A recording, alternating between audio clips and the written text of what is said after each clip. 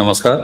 प्रारंभ पर आप सभी का स्वागत। मैं अपनी चैनल आपने सब्सक्राइब किया है, वीडियोस को आप लाइक करते हैं, शेयर करते हैं, बहुत बहुत धन्यवाद। बेल आइकन जरूर दबा लीजिए ताकि किसी भी अपलोड की सूचना सीधे आपको मिले। दर्शकों, आज इतवार है यानी रविवार है, तो थोड़े से लेट शुरू होते हैं हम सब, छुट्टी का दिन है।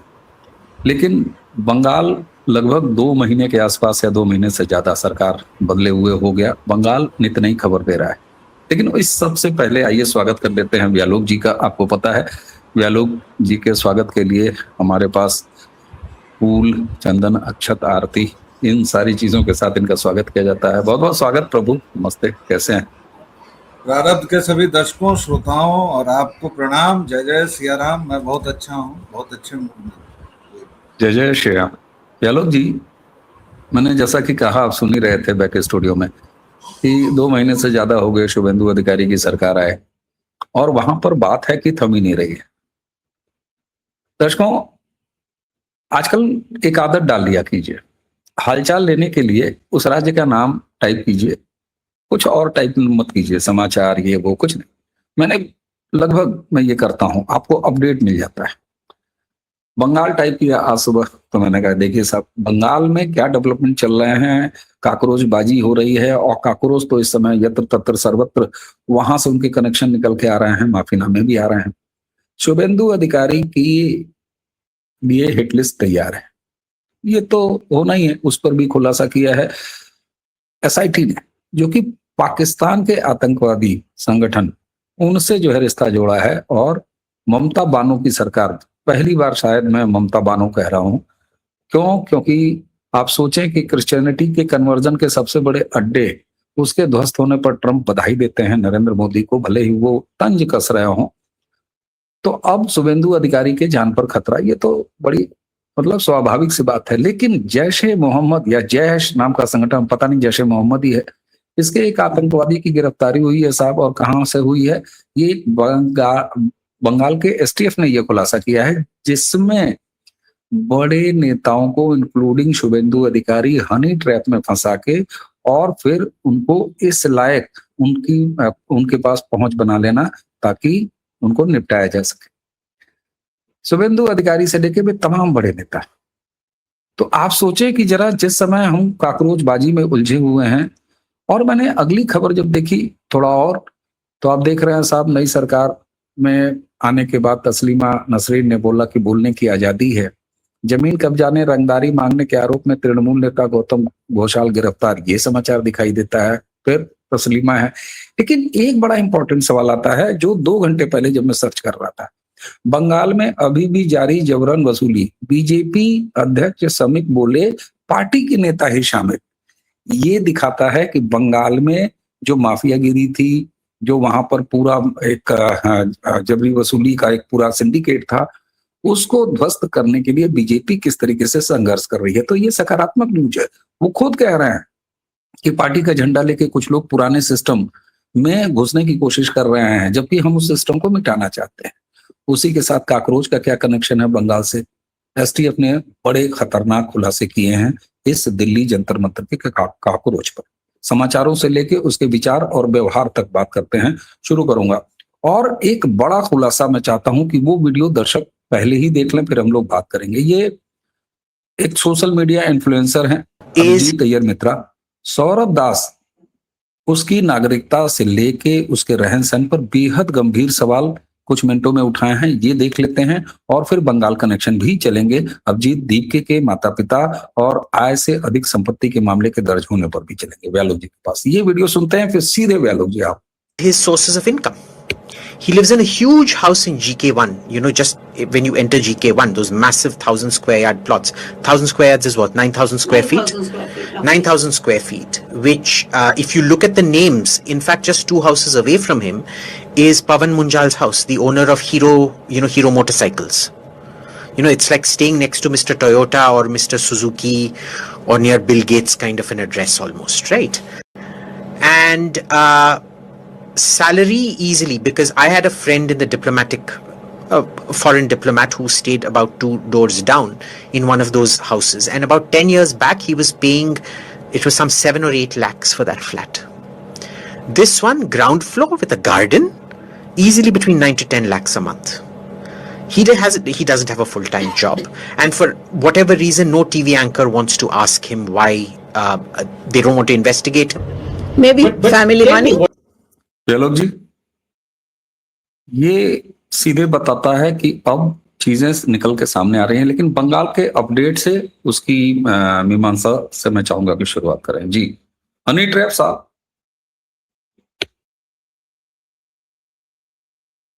आप म्यूट है साहब। मैं म्यूट हूँ, मुझे माफ कीजिएगा।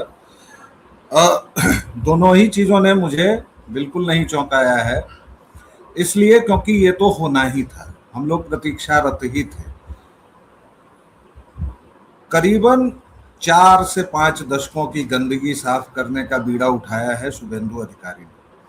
अभी उन पर चारित्रिक हमले होंगे, अभी उनके पुराने गड़े हुए मुर्दे उखाड़े जाएंगे, अभी प्राइम मिनिस्टर्स के कुछ क्लिप्स चलाए जा सकते हैं, और हनी ट्रैप तो है ही। और वो आतंकी संगठन सर जैसे मोहम्मद के नाम पर बहुतेरे आतंकी संगठन है। ये अलग बात है कि आतंक का कोई मजहब नहीं होता, ये बिल्कुल अलग बात है कि आतंक का कोई मजहब नहीं होता। मुसलमान शांति प्रिय कौम है, लेकिन 100 से अधिक, 100 तो मुझे याद हैं, 100 से अधिक आतंकी संगठन या तो मोहम्मद के नाम पर या कुरान के नाम पर या फिर इस्लाम के नाम पर चल रहे हैं। ये बिल्कुल अलग बात है। लेकिन खैर, जैसे मोहम्मद जब सारी कोशिशें करके हार गया है और एसटीएफ ने चूंकि समय रहते पकड़ लिया है, और शुभेंदु अधिकारी कोई कच्ची गोलियां तो खेले नहीं।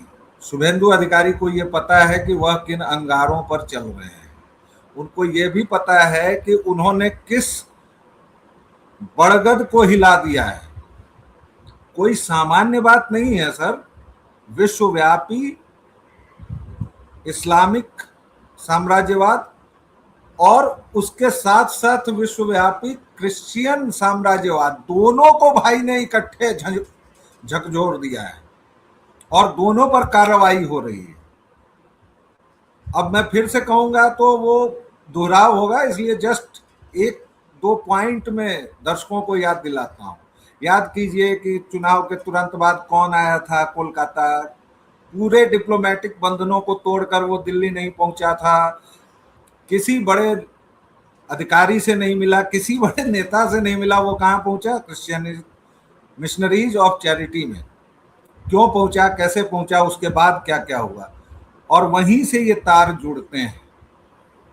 ये तिलचट्टे जो हैं, ये कहीं से कोई आंदोलन नहीं कर रहे थे। पहले दिन से कह रहा हूं, आज तक कहूंगा, ना ये आंदोलन था, न छात्रों के लिए था। आप देखिए सौरभ दास, जिसके बारे में खुलासा हुआ है, सौरभ दास लगातार क्या कर रहा है, वह इस देश की सर्वोच्च अदालत को चुनौती दे रहा है, डेली दे रहा है, मैं देख रहा हूं। और वो इसलिए दे रहा है क्योंकि वो चाह रहा है कि उस पर कोई कार्रवाई हो और वो शहीदाना अंदाज में खुद को पेश करके इस देश में एक जगह भरे जो केजरीवाल ने खाली छोड़ी है। हालांकि केजरीवाल बहुत मेहनत कर रहे हैं। 4 अगस्त को वो प्रधानमंत्री के यहाँ जा रहे हैं, प्रधानमंत्री आवास के पास, और उन्होंने ये भी कहा है कि मैं राहुल गांधी को जहां तक जाने दिए, कम से कम हमको वहां तक जाने दीजिए, हम भी लेटेंगे, हम अकेले क्यों यहाँ रहेंगे, हम भी लौटेंगे सड़क पर। लौटिए भाई, आप लोगों का यही काम है। जी देखिए, मैं किसी का नाम नहीं ले रहा हूँ, मेरे एक मित्र थे, ईश्वर उन्हें उनके आत्मा को शांति दे, अब नहीं है हाल में ही, तो हम लोग बचपन के मित्र हैं। तो एक दफा वो क्या होता था कि बड़े वन लाइनर बड़े अच्छे मारते थे। हम लोग रात में किसी आयोजन से वापस आ रहे थे और हम लोग बाइक से थे, बहुत पुरानी बात है। तो सड़क पर झुंडों में रात के, आप समझिए 1-1.5-2 बजे रात में सड़क पे झुंडों में लोग बैठे हुए थे, मतलब 4 पैर वाले। तो मैंने ऐसे उनसे पूछा, हमने कहा पार्टनर ये इतने आराम, देखो एकदम चुपचाप हैं सब, एक आठों हम लोगों के पास आवाज लगा रहे हैं, ये क्या चक्कर है? तो भोजपुरी मिश्रित हिंदी कहा कर भी पार्टनर, बहुत बेरोजगारी बा। तो ये कंपटीशन बहुत तगड़ा है कि कौन किसके घर तक पहुंच जाए। अच्छा, आपने बंगाल कनेक्शन की बात की, सीजेपी के इस पूरे जंतर मंतर प्रोटेस्ट की, तो मैं बड़ी गंभीरता से दर्शकों बीच में यह आपको डिटेल दिखा देता हूं। आप सोचिए जरा कितना खतरनाक तैयारी था। पाकिस्तान में बैठे हैंडलर्स, हमीम मंडल जो एक पकड़ा गया है, उसकी गर्लफ्रेंड जो थी महिला मित्र वो भी पकड़ी गई है। शुभेंदु अधिकारी के आने जाने के रास्ते, उनके काफिले और सुरक्षा के ढील के मौकों पर नजर रखने की हिम्मत। अब कैसे ये जुड़ता है जंतर मंतर से? छात्रों के प्रदर्शन के दौरान गड़बड़ी फैलाने की जिम्मेदारी ये बंगाल एसआईटी ने निकाला है। इन्हीं से हमीम को पुलिस की वर्दी का इंतजाम करने के निर्देश थे कि पुलिस की वर्दी में वो घुस के। अब तो ये बात आती है, जो बात चल रही है जिस पर कई लोगों ने साफ भी किया, वरिष्ठ आईएएस अधिकारियों ने, आईपीएस अधिकारियों ने, कि साहब वो जब इस तरह का कोई ऑपरेशन होता है तो बैज बिल्ला निकाल लेते हैं। लेकिन अब ये देखिए तैयारी क्या थी कि पुलिस की वर्दी में जाएं। तो इन दोनों को जो है गिरफ्तार कर लिया गया। तो इस लेवल तक की स्थिति थी। और सौरभ दास के ये फंडिंग का, इससे पहले मैं लगातार 2 दिन अमित तिवारी नाम के एक जो सामाजिक कार्यकर्ता हैं उनसे बात कर रहा हूँ, इसे मीडिया में उछाए हुए हैं। क्यों? क्योंकि उन्होंने काम ही ऐसा किया है। दीपिका के माँ बाप और उसके घर के हिसाब किताब की भी तैयारी अब चल रही है। तो ये सारी चीजें किस तरह बता रही हैं कि ये एक रिजिम चेंज था, उसका असफल प्रयास था। इसके अलावा कुछ और नजर आता है आपको? मतलब दिल्ली से लेके बंगाल तक, उत्तर प्रदेश से लेके बिहार तक, कहाँ ना कहाँ नहीं ये साजिश हुई। और विदेशी हैंडलर्स भी अब सामने आ रहे हैं। चलो, गंभीरता है, बहुत गंभीर बात। सर भारत था इसलिए वो इस आंदोलन को पचा ले गया। सनातनी बहुसंख्यक हैं इसलिए वो इस आंदोलन को पचा ले गया। आंदोलन 2 बार मैंने कह दिया, अब मैं जाके गंगाजल छिड़कूंगा अपने ऊपर, साजिश। ये जो भी कुछ था, दंगा, साजिश, षड्यंत्र, ये केवल और केवल इसलिए बच गया भारत, क्योंकि भारत बांग्लादेश नहीं है, इसलिए बच गया। भारत नेपाल नहीं है, भारत अरब नहीं है, एक व्यक्ति का शासन यहाँ नहीं चलता है। आप खुद देखिए, भाजपा में कतार लगी हुई है नेताओं की। लोग कहते हैं कि मोदी सेंट्रिक हो गई है भाजपा, एक व्यक्ति के नेतृत्व में चली गई। मुझे तो नहीं दिखता है। मुझे तो दिखता है कि नए नए लोग, अनुराग ठाकुर जैसे लोग उछल कर आ रहे हैं, तेजस्वी सूर्या जैसे लोग निकल कर आ रहे हैं। तो फिर कहाँ ये प्रॉब्लम है? कहाँ आपके यहाँ संसद नहीं, संसद नहीं, संसद के बाहर भी आप देख लीजिए, अलग अलग मुख्यमंत्रियों को देख लीजिए। कई ऐसे मंत्री हैं जो प्रदेश के लोग हैं। आप नितिन नवीन को देख लीजिए साहब, बिहार की कैबिनेट के एक मंत्री, विधायक, और वहां से निकल के राष्ट्रीय अध्यक्ष। गजब है। मतलब मैं तो कभी कभी इस अलौकिक राजनीतिक स्वरूप से चकित हो जाता हूँ।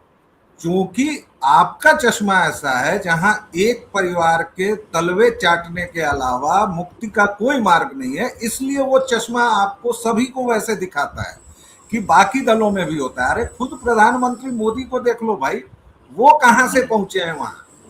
खैर, एकदम से जैश पर वापस आए और बंगाल पर वापस आए, और ये जो तिलचट्टे थे उन पर वापस आए। तिलचट्टा कहने पर लोगों को बुरा लग रहा है, कमाल की बात है। वैसे ये हमारे गहरे बैठी हीन भावना को देखिए, दिखाता है। नहीं नहीं गलो भाई, कहिए तो दिक्कत नहीं है। हेलो भाई, मैं एक और दूसरा पक्ष भी इसका रख रहा हूँ। आप हमारे वीडियोस के नीचे कमेंट में देखिए, बहुत से दर्शक हमें हिदायत दे रहे हैं, सलाह दे रहे हैं, कह रहे हैं कि इनको आप काकरोच वगैरह मत कहिए, तिलचट्टे हैं। हमारी देसी जबान में तिलचट्टे कहिए इनको। मैंने तो वो कई सारे कमेंट ऐसे पढ़े। तिलचट्टा ही कह रहा हूँ। उस पर कुछ तथाकथित साहित्यकार, कुछ तथाकथित बुद्धिजीवी व्यथित हो गए हैं कि तिलचट्टा क्यों कह रहे हो यार। अबे तुम्हारी हीन भावना है, तुम्हारी औपनिवेशिक गुलामी है कि तुमको कांग्रेस को पसंद नहीं है। वही बात है कि एफ वर्ड की गालियां तुमको फूल जैसी लगती हैं, और चौ से अगर वही गाली दोहरा दी जाए तो तुमको लगता है कि अरे ये तो बहुत गंदा आदमी है, घिनौना आदमी है। और गालियों पर तो अलग से वीडियो करनी होगी, वो अलग बात करेंगे। उस पर मैं तुम्हें समाज शास्त्र भी समझा दूंगा, उस पर मैं तुम्हें मनोविज्ञान भी समझा दूंगा, और राजनीति भी समझा दूंगा, वो अलग मसला है। फिलहाल तो प्रधानमंत्री ने क्षमा शास्त्र समझा दिया है। सर ऐसा है कि उस पर भी अब 2 लाइन मैं बोलूंगा ही। आपने चूंकि छेड़ दिया है मुझे, तो मैं हारमोनियम लेके इधर उधर। बंगाल पहले समेट लिया जाए। लेकिन उस पर 2 लाइन बोल देता हूँ, पीएम मोदी पर, उसके बाद अच्छा। बंगाल पर आता हूँ। ठीक। पीएम मोदी ने कहा कि माफ कर दीजिए, लोगों के पेट में दस्त लगने शुरू हो गए। पीएम मोदी कौन है? राष्ट्रपिता नहीं है। आप प्रधानमंत्री हैं, प्रधानमंत्री बन के रहिए। ये कहां से आता है? ये प्रियंका वाड्रा से आता है कि मेरे पिता ऐसे नहीं थे। हाँ भाई, नहीं थे। तुम्हारे पिता असली पप्पू थे यार। तुम्हारे पिता कहां से क्या खा के मोदी की बराबरी करेंगे? नहीं थे तुम्हारे पिता। और अगर इस देश का गार्जियन प्रधानमंत्री नहीं है, राष्ट्रपति नहीं है, तो फिर कौन है मेरे भाई? मुझे बता दो। और एक बुजुर्ग की तरह अगर उन्होंने इन बच्चों को, हालांकि मैं इनको बच्चे बच्चे नहीं मानता, ये जहरीली नस्लें हैं और ये खरपतवार हैं, इनको काटना जरूरी है, लेकिन प्रधानमंत्री हैं, उन्होंने कहा हम मान लेंगे बात, चलिए भाई ठीक है, खत्म कीजिए। लेकिन ये मानसिकता वही आती है कि हमारे पिता बलिदानी थे। एक तो नकियाती हुई वो घटिया आवाज प्रियंका वाड्रा की, और वहां से ये आता है जब यहाँ उनके पत्तल चाटने वाले, पत्तल छोड़िए सर, पत्तल तो फिर भी कुछ बराबरी का मौका हो गया, सैंडल चाटने वाली आपकी मित्र आरफा खानम और वैसी बुद्धिजीवी, तथाकथित बुद्धिजीवी महिलाएं जब बोलती हैं कि प्रधानमंत्री अपना काम करें और वो फेल हो रहे हैं, तो सिवाय विडंबना भी कहीं मुंह छुपा के हंसती है। अब आते हैं बंगाल पर। बंगाल सेंसिटिव राज्य है, कई बार हम लोग इस पर चर्चा कर चुके हैं, जुड़ा हुआ लगातार ही है, करते हैं। क्या हुआ, किस तरह से अमेरिकी इंटरेस्ट है, किस तरह से चाइनीज इंटरेस्ट है, इन सब पर हम लोग बहुत विस्तार से बातचीत कर चुके हैं। मैं चाहूंगा कि एक आध वीडियो आप डिस्क्रिप्शन में डाल दीजिएगा ताकि दर्शकों को समझने में आसानी हो। जी, एक पूरी योजना थी, सेवन सिस्टर्स जिन्हें हम कहते हैं, हमारा जो पूर्वोत्तर के राज्य हैं उनमें से कुछ को काट के, बंगाल को काट के और बांग्लादेश का कुछ हिस्सा काट के एक पूरे क्रिश्चियन स्टेट बनाने की बात। खालिदा जिया भी ये स्वीकार कर चुकी हैं। सीआईए का कनेक्शन हम लोग देख चुके हैं, सीआईए की गिरफ्तारी। प्रॉब्लम क्या हुई है सर कि केंद्र ने और बंगाल ने एक साथ तमाम शक्तियों को नाराज किया है। भाई अमेरिका खुल के नहीं खेल पा रहा है। अमेरिका की हमेशा से चाहत थी, पहले दिन से 1947 15 अगस्त से, कि भारत वही काम करे जो पाकिस्तान करता है, यानी 3 जगह पर वो रहे, अमेरिका, अल्लाह और आर्मी। भारत ने वो राह नहीं चुनी।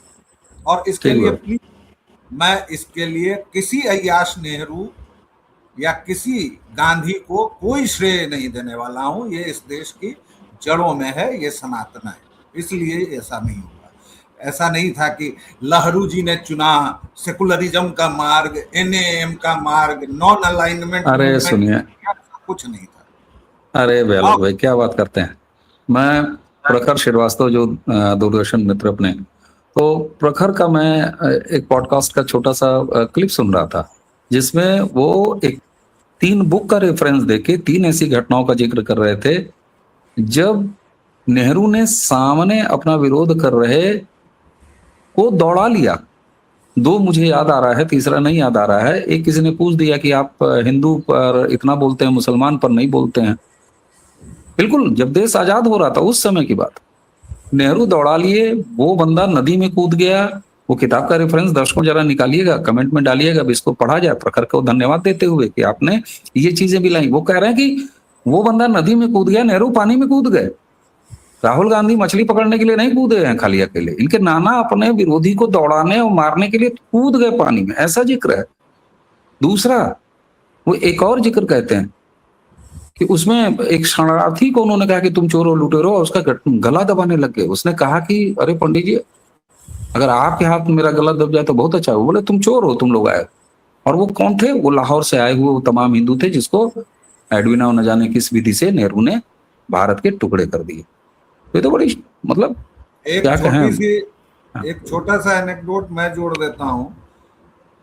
उन्हीं शरणार्थियों की भीड़ में ये इंदिरा को साथ लेकर गए थे और इंदिरा का शरीर छू गया और इस व्यक्ति ने उसके साथ बहुत बदतमीजी की। और तब उस शरणार्थी ने जवाब दिया था कि मिस्टर नेहरू, आज आपकी बेटी का थोड़ा सा अंग छुआ है तो आपको कितना गुस्सा आया। सोचिए, मैं अपनी बेटियों को, नातिनों को दफन करके आया हूँ, जला भी नहीं पाया। बिल्कुल लेकिन बिल्कुल। अय्याश नेहरू और उसके वंशजों पर कोई फर्क नहीं चलिए पड़ेगा। बंगाल से ये समेटा जाए गलत चीज। नेहरू की। तो अब मैं दर्शकों से कहूंगा जरा इस पर अब खोजिए, हम लोग भी प्रयास करेंगे खोजने का, और नहीं खोजेंगे वो अपनी टीम से कहेंगे व्यालोक जी हम लोग, और इस पर विस्तार से बातें होंगी। एक बार फिर प्रखर को बहुत बहुत धन्यवाद, चीजें खुद खुद के लिए आ रहे हैं जी। वो निर्लज्जता अभी तक कायम है, यस 4 पीढ़ियों यस। से वो निर्लज्जता कायम है। जब संसद में खड़े होते हैं राहुल गांधी, जब संसद के बाहर सनातन का मजाक बनवाते हैं पप्पू यादव एंड गिरोह के साथ, जब वह ये कहते हैं कि हमें हिंदूवादियों को हटाना है, खत्म करना है, तब वो निर्लज्जता लगातार कायम है। मैं फिर से आता हूँ बंगाल पर, और अब चूंकि हम लोगों ने बातचीत में ही काफी सारा समय, तो अब इसको अंतिम कंक्लूजन की ओर ले चलते हैं। देखिए बंगाल में 3 प्रॉन्ग स्ट्रेटजी पर काम कर रही है शुभेंदु सरकार। पहला तो यह है कि जो गंदगी है, जिस पर आपने ध्यान दिलाया कि श्रमिक भट्टाचार्य कह रहे हैं कि भाई हाँ अभी भी चालू है, इंटरनल और एक्सटर्नल दोनों तरह की गंदगी का निपटारा हो रहा है। ये पहली स्ट्रेटजी है। दूसरा, रिस्टोरेशन ऑफ फेथ। हो सकता है कि टाटा फिर से आ जाए, क्योंकि स्वपन दास गुप्ता कह रहे हैं कि मैं माफी मांगने को तैयार हूं, मैं पूरे राज्य की तरफ से टाटा को आना चाहिए, और आ सकते हैं टाटा वाले भी। कई फैक्ट्रीज खुल गई हैं। तो restoration of faith, cleansing of state, state मतलब पूरी स्टेट मशीनरी। और तीसरा जो सबसे बड़ा काम है, जो अभी शुरू भी नहीं हुआ है और होगा भी नहीं अगले 1-1.5 साल, वो नई चीजों को लाना। अभी तो बंगाल इतना जर्जर हो चुका है, ममता के राज में इतना पंगु हो चुका है कि पहले तो उसको लगातार खिला पिला के पैरों पर खड़ा किया जाए, उसके बाद ना कि भाई अब ये हमारा धावक भी दौड़ेगा, अब ये भी रेस में हिस्सा लेगा। तो ये 3 स्ट्रेटजी पर काम कर रहे हैं। और ऐसा नहीं है कि हमारे विरोधी जो हैं वो चुप रहते हैं। उनका है कि सबसे पहले बंगाल को कमजोर करो, वापस वहां उथल पुथल मचाओ, और ऊपर से केंद्रीय सत्ता पर लगातार प्रहार करो, क्योंकि ताकि इन लोगों को ऐसा मौका ही नहीं मिले कि ये विकास की बाकी बातें कर सके। अभी देखिए तिलचट्टे गए नहीं कि 4 अगस्त को फिर से सबसे बड़ा तिलचट्टा आ गया, हम भी लौटेंगे जी। और ये अगर लौटेगा तो ये तो राहुल गांधी से बड़ा नटकिया है, ये तो पता नहीं, हो सकता है कपड़े वपड़े फाड़ ले, क्योंकि इसका चेला जो है अभिजीत दीप के, इसको मैंने देखा है कि पुलिस के सामने मत मारिए जबरन। कैसे, मैं कभी कभार चलिए वो कैसे इन लोगों के फेरे में पड़ जाते हो यार। आपने देखा नहीं है वो वीडियो, कैसे आप इन लोगों को मान लेते हो कि ये मसीहा हैं। एकदम सही बात है। वो कहाँ भाई साहब, वो तो प्रधानमंत्री ने खुद ही फिल्टर लगा लगा के अब तो इंस्टा पे उतर गए हैं, वहां भी फिल्टर लगा के। फिल्टर का मतलब ये फेस वाला फिल्टर नहीं दर्शकों, मतलब ये कि वो लगातार जेनजी की उम्र में जो कुसंस्कृति के धनी हैं, और अंतिम तीसरे वीडियो में, जो अभी तक का अंतिम तीसरा वीडियो है, उसमें तो वो सामाजिक काउंसलिंग पर उतर आए, जो चिंता हम सारे लोगों की थी। अच्छा, बंगाल पर बातचीत खत्म करें। एक नई सूरत, चूंकि नई सूरत का मतलब नई तस्वीर दिखाई दे रही है, और ये मानसून सत्र जो है वो एनडीए के साइज को जहां उसने बढ़ाया है, तो चेहरे भी बदले, मतलब दूसरे दिखाई दे रहे हैं, बातचीत और भाषा बोली भी दूसरा दिखाई दे रही है। सैनी घोष का एक बड़ा वीडियो जो है वो सावन वाला, वो वायरल हुआ, वो तो सब लोग देख ही रहे हैं। कुछ लोगों ने आपत्ति की, लेकिन ऐसी कोई बात नहीं थी, वो नियम और सुचिता के दायरे में आता है, क्योंकि वो वरांडा है जो नई वाली संसद है। लेकिन सयोनी घोष सब कहने लगी हैं कि देखिए चर्चा तो होनी चाहिए, हमको लोग चुन के भेजते हैं, और संसद तो चलनी चाहिए है विपक्ष को। तो ये विपक्ष से पक्ष में आना, एनडीए का बढ़ना, और बीजेपी की ये नई स्टाइल की पार्टी का दरवाजा बंद है, लेकिन बाहर जो शामियाना तनवाया है स्वागत के लिए, उसमें आके बैठिए। स्विस कॉटेज भी है, कोई बात नहीं, आराम करिए। ये इसको कैसे देखते हैं? मतलब मैं थोड़ा सा पचा नहीं पाता कि ये वही सयोनी घोष है। सर देखिए, अभी तो बहुत कुछ होगा, सब तख्त उछाले जाएंगे, सब ताज उछाले जाएंगे, हम भी लाजिम है कि हम भी देखेंगे। अभी बहुत कुछ होगा, बहुत कुछ बदलेगा। चलिए इसी पे खत्म करते हैं। धूल धूसरित होंगे और एकदम। भाजपा की वॉशिंग मशीन में अद्भुत ताकत है। नहीं नहीं, अब एनडीए की एक और व्यालोक भाई, यही शीर्ष पर। व्यालोक भाई, यही मैं कह रहा हूं कि इस बार भाजपा ने एक नई तकनीक विकसित की है और एक बड़ा जो है वो लॉन्ड्री सिस्टम लाया है जिसका नाम है एनडीए लॉन्ड्री सिस्टम। तो बीजेपी ने अपना वो एक नई जुगाड़ मतलब खींचा है भाई। अब तो ये है कि बीजेपी ये पूछती है, अच्छा क्या है, अपनी पार्टी छोड़ना चाहते हैं, अच्छा कोई बात नहीं, ये लीजिए, एक पार्टी आपके पास है, ये सिंबल आपके पास है। मतलब जिस पार्टी के अचानक 20 सांसद हो जाएं, उसका अध्यक्ष तो सुबह मतलब उसको शॉक लग जाएगा, बेहोश होकर गिर पड़ा होगा त्रिपुरा वाला बेचारा कि भैया ये कौन सी पार्टी, हमारी पार्टी में इतने कहां से आ गए। खैर, तो इसी पर सब ताज उछाले जाएंगे, सब तख्त उछाले जाएंगे। इसीलिए कहते हैं नारे जो है ना एक तरफा नहीं होते। लेकिन इस तमाम चीजों पर एसआईटी अपना काम कर रही, काकरोच कनेक्शन निकला है, सब हो गया। मैं जिस एक पॉजिटिव बात को अभी भी पकड़ूंगा बंगाल में, श्रमिक भट्टाचार्य कह रहे हैं कि हम ये जो पूरा सिंडिकेट सिस्टम था, ये जो पूरा वसूली का एक जो था, उसको रोजगार अस्थायी मॉडल बना दिया था लेफ्ट और तृणमूल की कांग्रेस ने, तृणमूल कांग्रेस की सरकार ने। और वो स्वीकार कर रहे हैं कि अभी हमको इसमें समय लग रहा है और अभी हम इसमें सफल नहीं हुए हैं। तो ये बताता है कि जिस भावना के लिए बीजेपी की सरकार लाया है बंगाल ने, बीजेपी अपनी प्राथमिकताओं में उसी तरह काम कर रही है। और ये सबसे बड़ा मैं बता रहा हूं, ये पिछले 50-55 साल में डेवलप किया गया एक पॉलिटिकल मॉडल बंगाल में ध्वस्त होगा अगर भारतीय जनता पार्टी इसको सफलता से कर ले गई कि रातों रात झंडा बदल के पार्टी में घुस जाना और फिर 5 साल, 10 साल, 15 साल, क्योंकि लंबे वक्त के लिए सरकार देती है। इसको ध्यान में रखिएगा दर्शकों। आज की चर्चा हमें उम्मीद है कि आपके छुट्टी वाले दिन संडे तो थोड़ा सा आप समय निकाल के इसको आपने अगर अब तक देखा है तो चैनल सब्सक्राइब नहीं किया है तो ये बहुत गलत बात है, कर लीजिए और लाइक कीजिए, शेयर कीजिए। और बेल आइकन भाई साहब एक ही बार दबाना होता है, अगर नहीं दबाया है तब जाके दबा लीजिए। दबा लिया है तो मत दबाइएगा, अदरवाइज वो ऑफ हो जाएगा, यानी अनेबल हो जाएगा। तो व्यालोक भाई और अवनीश जी, हम दोनों को आज देखिए, मैंने व्यालोक भाई और अवनीश जी, तो हम दोनों को अब ये चर्चा समाप्त करने की आज्ञा दीजिए। नमस्कार, प्रणाम, जय जय श्री राम। जय श्री राम।